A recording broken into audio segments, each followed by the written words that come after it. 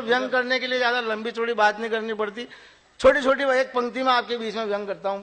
बहुत बड़ा व्यंग है।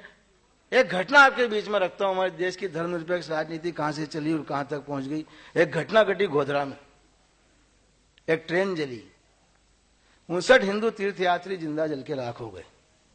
देश के किसी धर्मनिरपेक्ष नेता ने इस घटना के विरोध में एक शब्द नहीं बोला।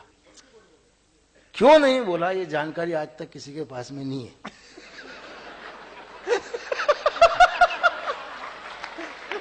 ये खाली मेरे पास में है। और मेरे पास में इसलिए आपको बता रहा हूं, धर्मनिरपेक्ष राजनीति पर मेरा दावा है कोई इससे बड़ा व्यंग नहीं हो सकता जो मैं आपके बीच में रख रहा हूं। 59 हिंदू तीर्थयात्री जिंदा जल के राख हो गए। देश के किसी धर्मनिरपेक्ष नेता ने इस घटना के विरोध में एक शब्द नहीं बोला। इसलिए नहीं बोला क्योंकि जल के मरने वाले तमाम तीर्थयात्री हिंदू थे और हिंदू परंपरा के अनुसार जलाने का रिवाज होता है। मरने के बाद नहीं जलाया, जिंदा जलाया, लेकिन उनकी धार्मिक मान्यता परंपरा के अनुसार काम हुआ। इसलिए देश के किसी धर्मनिरपेक्ष नेता ने इस घटना के विरोध में एक शब्द नहीं बोला। लेकिन इसके बाद जब गुजरात का वातावरण बिगड़ा और मुसलमान भाइयों को जिंदा जलाया जाने लगा तो देश के तमाम धर्मनिरपेक्ष नेताओं ने पूरे देश में हाहाकार मचा दिया। अरे बोलो मुसलमान भाइयों को जिंदा जला रहे हैं, मुसलमान भाइयों को जिंदा जला रहे हैं। उनकी तकलीफ ये नहीं थी कि मुसलमान भाइयों को मार रहे हैं।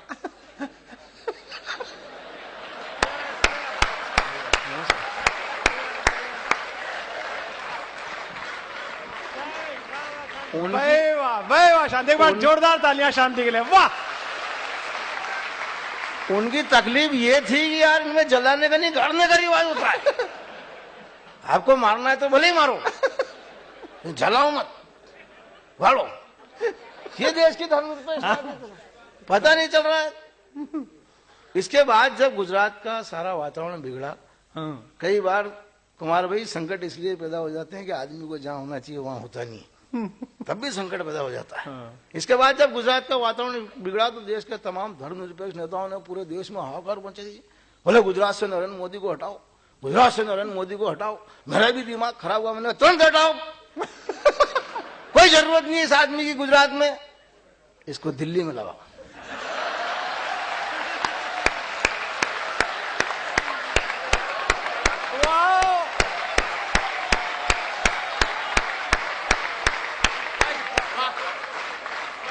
मतलब अब गुजरात में हो गया, अब इस आदमी की जरूरत वहां पड़ रही। और ये टाइम पे इसको वहां लगा देते तो आज इनको ये दिन नहीं देखना पड़ता। संकट इसलिए पैदा हो जाता है साहब।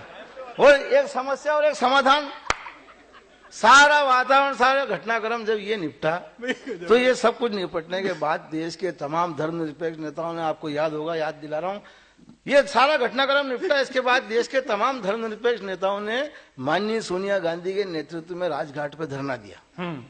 काहे के लिए? देश की धर्मनिरपेक्षता को मजबूत बनाने के लिए। अगले दिन मैंने उनसे संपर्क किया।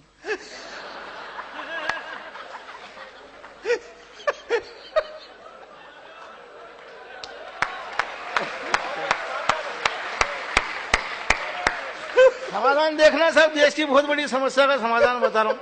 अगले दिन मैंने सोनिया जी से संपर्क किया। क्यों जी, धर्मनिरपेक्षता मजबूत हुई?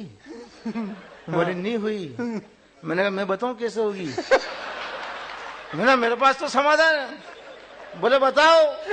मैंने कहा देखो जी, राजघाट पे धरना देने से काम नहीं चलेगा। वो बोली फिर कैसे चलेगा? मैंने कहा जिस दिन देश के तमाम धर्मनिरपेक्ष नेता राजघाट के अंदर समाधि ले लेंगे उस दिन देश की धर्मनिरपेक्षता। वाह, बहुत वंडरफुल।